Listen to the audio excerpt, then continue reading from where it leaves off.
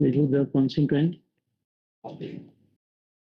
to the severity to people due to entire pipe section is buried and only small portion of the pipe line is above ground and the area is unmanned. Unmanned, we can say. Which area? No one's at that. It's manned. BAB is up there. I think it's BAB. The first portion is manned. It's BAB. Then why you are considering 3? If manned, if I am there, I will die. As Ananta has mentioned previously. If the rupture is within the BAB CDS, which is a small portion, it's manned accordingly 3. So then The remaining is already underground. So if you are saying the above ground area is manned, then why you are considering 3? Okay, we can change. And then I will go for 5 because as per the MPS and APS.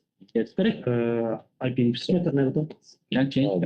But here, you have to understand, this safeguard is not to prevent the cost. Occurrences. Cost will anyway occur. Sure. You cannot prevent it by this safeguard.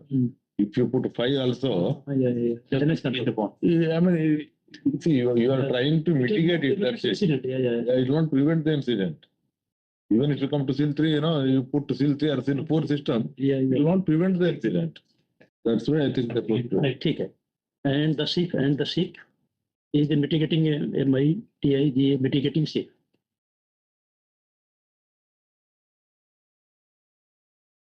allocated. Yes. This is correct. So let us go for this. No problem.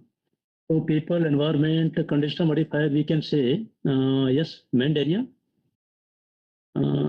We have considered we have considered 1 no on that day. I will consider 1 people present greater than 10% of time.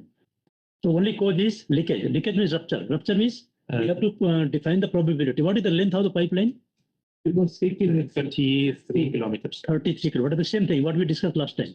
But okay, for the leak, I believe we have leak detection system with analog, and that's why the prevention is during the rupture only.